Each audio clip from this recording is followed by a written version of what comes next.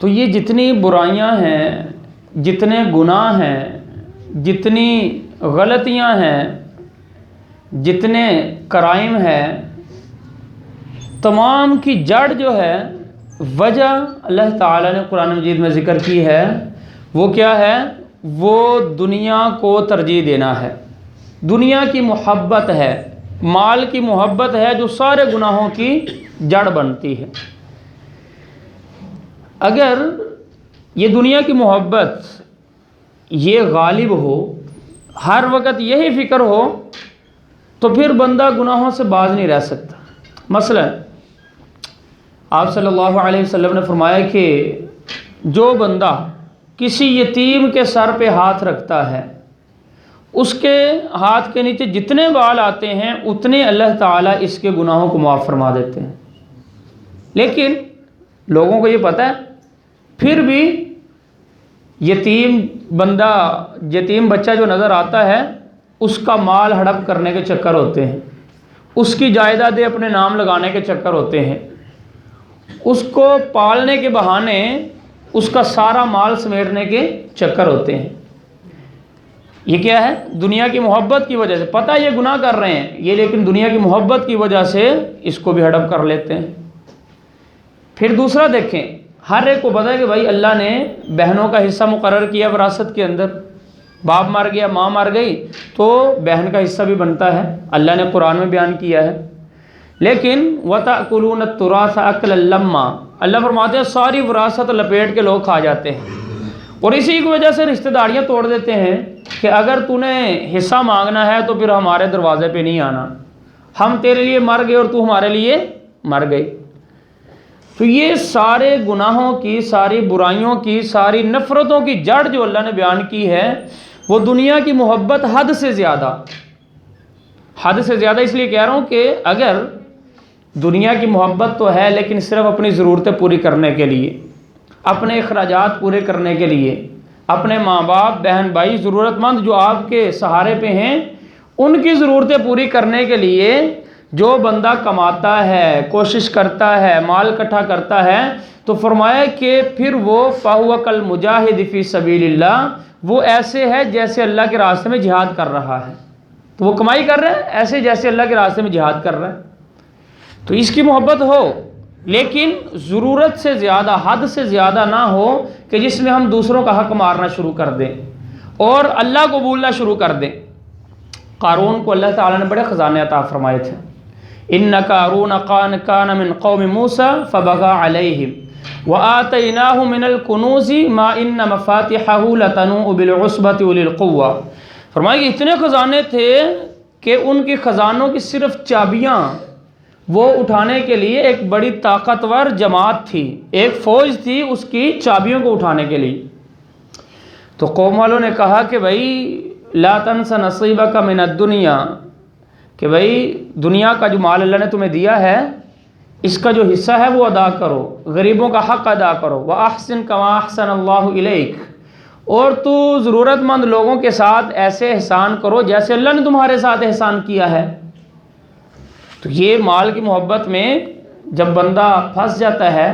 تو پھر کسی غریب کو دینے کا دل نہیں کرتا، زکوٰۃ نکالنے کو دل نہیں کرتا، اور ضرورت مند کی ضرورت پوری کرنے کو دل نہیں کرتا۔ تو وہ کہنے لگا بھائی کس اللہ نے مجھے مال دیا ہے؟ انما اوتیتہ علی علم عندی، یہ تو میرے ہنر کی بنیاد پہ مجھے ملا ہے، میں اپنے ہنر سے میں نے کمایا ہے، میں کیوں غریبوں کو دوں؟ وہ کون سے ہوتے ہیں؟ ان کو کیا حق بنتا ہے درمیان میں؟ تو اس طرح تو علم والوں نے سمجھایا لا تفرح، ایسے اکڑو نہیں، ان اللہ لا يحب الفرحین، اللہ کو اکڑنے والے لوگ پسند نہیں ہیں۔ تو بہرحال جب فخرج علی قومہ فی زینتی، بڑی سواریوں کے ساتھ، پروٹوکول کے ساتھ، بڑے خوبصورت لباسوں کے ساتھ جب گھر سے نکلا تو لوگوں نے کہا یا لیت لنا مثل ما اوتی قارون، جو صرف دنیا کو ہر کامیابی سمجھتے تھے۔ آج بھی بڑے لوگ کہتے ہیں جناب پیسہ ہو تو ہر کامیابی، پیسہ ہو تو سارے مسئلے حل۔ تو وہ بھی لوگ کہنے لگے کہ یار ہمارے پاس بھی اتنا ہوتا نا جتنا قارون کے پاس ہے تو کیا مزے ہوتے، یہ بڑا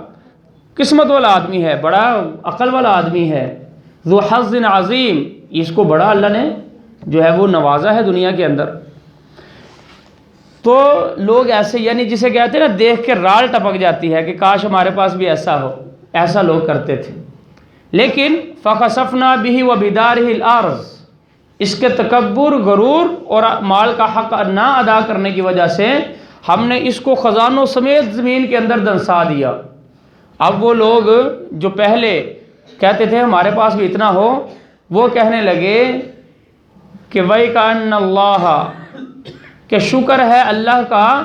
جس نے ہمیں اتنا مال نہیں دیا کہ ہم بھی ایسے ہلاک ہو جاتے۔ اگر اللہ ہمیں اتنا مال دیتا تو ہم بھی اس کی طرح تباہ ہو جاتے۔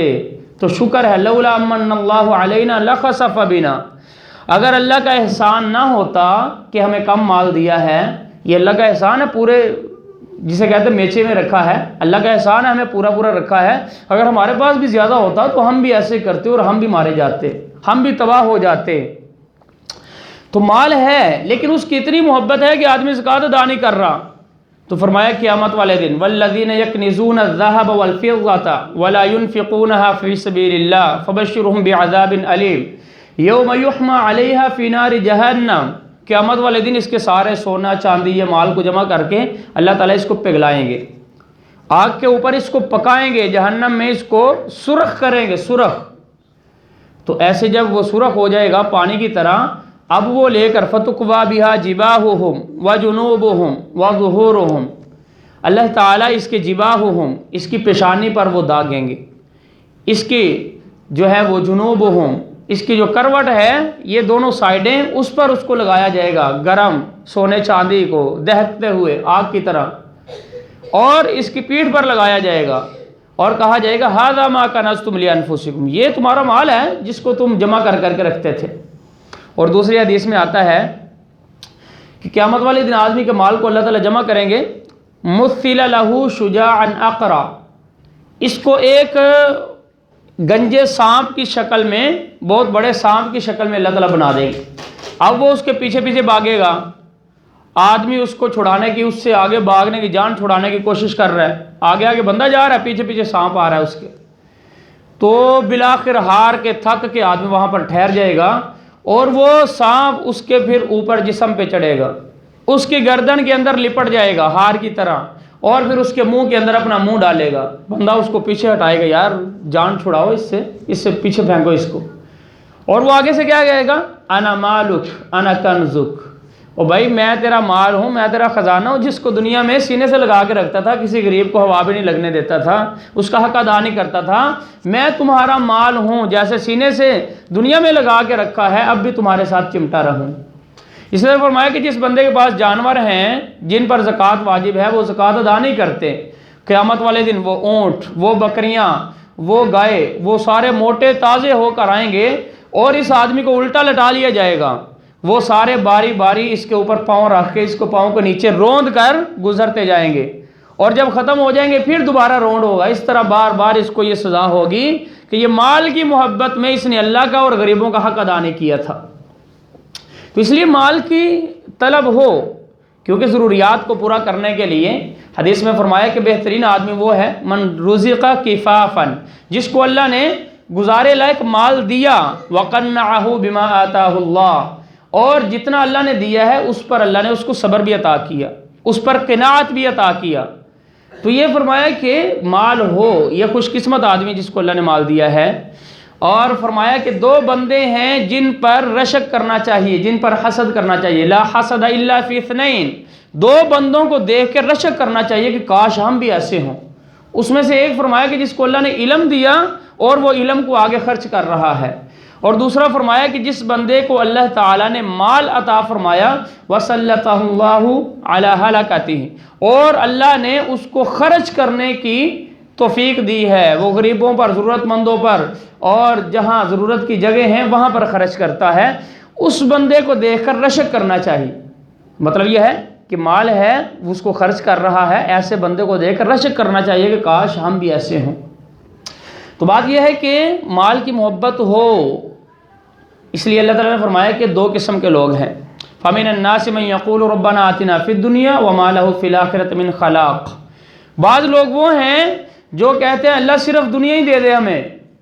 تو فرمایا کہ ایسے لوگوں کے لیے پھر آخرت میں کچھ بھی نہیں ہوگا، وہاں پر سزا اور جہنم کے علاوہ ان کے لیے کوئی اچھی چیز نہیں ہوگی۔ لیکن اللہ کے وہ نیک بندے ہیں جو کہتے ہیں ربنا آتنا فی الدنیا حسنہ وفی الآخرۃ حسنہ، اے اللہ ہمیں دنیا میں بھی بہتری عطا فرما اور آخرت میں بھی بہتری عطا فرما۔ تو دنیا کی بہتری اللہ سے مانگی گئی ہے، اور بہتری مال کے ذریعے، اولاد کے ذریعے، پریشانیوں سے نجات کے ذریعے، اور اللہ تعالیٰ کی فرمانبرداری کے کاموں کی توفیق کے ذریعے دنیا کی بہتری حاصل ہوتی ہے۔ تو اس کے اندر مال بھی داخل ہے، تو اس لیے مال سے منع نہیں کیا، لیکن مال کی اتنی محبت جس کی وجہ سے دوسروں کے حق مارنے لگے، جس کی وجہ سے آدمی جو ہے وہ انسانیت سے نکل کر شیطانوں والے کام کرنے لگے، اس محبت سے منع فرمایا ہے۔ اس لیے آپ صلی اللہ علیہ وسلم نے ارشاد فرمایا کن فی الدنیا کأنک غریب، دنیا کے اندر ایسے رہو جیسے مسافر رہتا ہے، جو اوپرا بندہ جو کہیں پر تھوڑے دن کے لیے رہنے کے لیے گیا ہے، اجنبی بندہ، ویسے رہو۔ جیسے دیکھیں ہمارے علاقوں میں دوسرے علاقوں سے لوگ کام کرنے کے لیے آتے ہیں، تو وہ یہاں کام کر کے لے کے جاتے ہیں پیسے، اسی طرح یہاں سے باہر ملک کے اندر لوگ جاتے ہیں، بچے جاتے ہیں کام کرنے کے لیے۔ اب وہاں پر وہ بلڈنگیں نہیں بنا رہے ہوتے، وہاں پر وہ اپنی گاڑیاں یا کھانے پینے کو بہت زیادہ عیش و آرام نہیں کر رہے ہوتے۔ کیوں؟ ان کو پتہ ہے یہاں ہم نے ہمیشہ نہیں رہنا، واپس جا کے وہاں پر ہم کوٹھی بھی بنائیں گے، گاڑی بھی لیں گے، سارے کام کریں گے۔ اس لیے فرمایا کہ ایسے رہو جیسے اجنبی بندہ ہے، کہ اس کا اصل گھر یہ نہیں ہے، اصل گھر اس کا آخرت ہے۔ اللہ تعالیٰ نے جنت رکھا ہے ایمان والوں کا گھر۔ تو اسی طرح جو بندہ کہیں دوسرے ملک سے، دوسرے علاقے سے آ کے کام کر رہا ہوتا ہے، وہ نہ کسی سے لڑائیاں لڑتا ہے، اگر کوئی برا بلا بھی کہے تو خاموشی سے کہ یار میں تو کام کرنے کے لیے آیا ہوں، لڑائیاں لڑنے نہیں آیا، بس وہ خاموشی اختیار کر لیتا ہے۔ اور چدراہٹیں بنانے کے لیے بھی وہ مقابلے بازی، انا بازی کے اندر نہیں آتا کہ یار میں تو تھوڑے دن کے لیے آیا ہوں، میں نے واپس جانا ہے، ادھر جا کے دیکھیں گے کیا کرنا ہے۔ تو بہت سارے کاموں کو وہ اس وجہ سے چھوڑ دیتا ہے کہ یار میں نے یہاں ہمیشہ نہیں رہنا۔ تو اس لیے فرمایا دنیا میں بھی ایسے رہو کہ یہاں پر آپ نے ہمیشہ نہیں رہنا، برداشتیں کر کے اللہ تعالیٰ کی فرمانبرداریوں کو سامنے رکھ کے اس کے مطابق۔ اور فرمایا او عابر سبیل، یہاں ایسے رہو جیسے مسافر راستے میں چل رہا ہے۔ تو راستے میں جو بندہ چل رہا ہے، سفر میں جا رہا ہے، تو وہ تو ظاہر بات ہے تھوڑی دیر کے لیے ٹھہرتا ہے، آرام کرتا ہے، پھر سفر شروع کر دیتا ہے۔ تو اس لیے فرمایا کہ اس طرح رہو، اپنے آپ کو ہمیشہ یہ نہیں کہ ساری محنت ہی دنیا کے اندر لگا دیں، آخرت کے لیے کچھ بھی نہ کریں۔ اس لیے فرمایا کہ جب بندہ مرنے لگتا ہے اس وقت بھی کہتا ہے لولا اخرتنی الی اجل قریب، اے اللہ ابھی تک تو سارا مال ہی جمع کیا تھا، تھوڑا سا وقت دے دو، فاصدق واکم من الصالحین، میں صدقہ کر لوں اور نیک بن جاؤں۔ تو اللہ تعالیٰ فرماتے ہیں اولم نعمرکم ما یتذکر فیہ من تذکر، ہم نے تجھے اتنی زیادہ عمر نہیں دی تھی جس میں اگر کوئی نصیحت حاصل کرنا چاہتا تو وہ حاصل کر سکتا تھا، اپنے آپ کو سنوارنا چاہتا تو سنوارنے کا موقع تھا اس کے پاس، یعنی تیرے پاس ہم نے موقع دیا تھا، موقع تم نے خود ضائع کیا ہے، اب تو ہمیں ملامت نہیں کر سکتا۔ تو اس لیے بھائی یہ دنیا بھی کمانا ہے، حلال طریقے سے اس کو بھی جمع کرنا ہے، لیکن اس کے اندر لگ کے اتنا آگے نکل جانا کہ کوئی رشتہ داروں کے ساتھ بھی قطع تعلقی کر دی جائے، اور جن کے حقوق دینے ہیں وہ بھی حقوق مار دیے جائیں۔ اکثر دیکھا ہے مقدمے جو عدالتوں میں چلتے ہیں، وہ لوگ، ان لوگوں نے زمینیں ہڑپ کی ہوتی ہیں جن کے بینک پیسوں سے بھرے ہوئے ہیں، جن کی زمینیں جو ہے وہ گنی نہیں جاتی، لیکن پھر بھی غریبوں کے مال جو ہے ان کو اکٹھا کر کے، اچھا جی وہ اب دیکھیں یہ مال کی محبت ضرورت سے زیادہ ہے، اس سے کتنے گناہ جنم لیے۔ غریب کی زمین ہڑپ کی، اب مقدمہ عدالت میں چلا گیا، اب وکیل کو اور جج کو خریدا، یہاں بھی رشوت دی وہاں پر، پھر اگر کوئی بندہ زیادہ باتیں کرنے لگے اس کو قتل کروا دیا۔ یہ ہر جگہ پر ہر قدم پہ گناہ گناہ گناہ، یہ صرف مال کی محبت حد سے زیادہ ہونے کی وجہ سے۔ اور آپ کو پتہ ہے بھی بڑے لیول پہ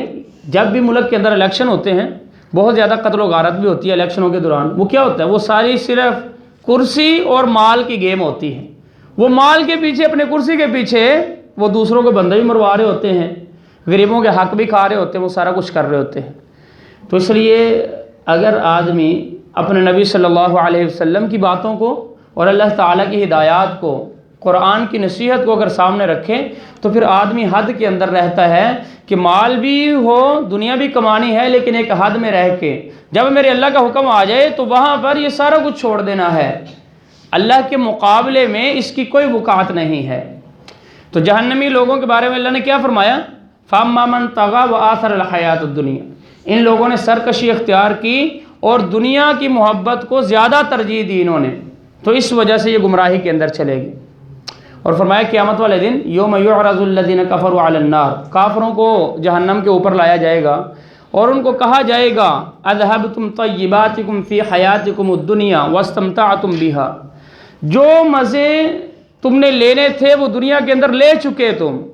جو تم نے عیش کرنی تھی جو دنیا کے اندر کر چکے، اب آخرت میں تمہارے لیے کوئی مزے کی چیز نہیں ہے۔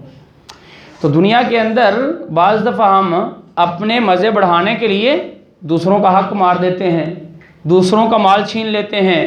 دوسروں کا حق دبا جاتے ہیں، تو یہ یہاں کے جو مزے ہیں اگر آدمی یہی پورے کر لے گا تو پھر آخرت کے اندر کوئی مزے کی چیز نہیں ہوگی۔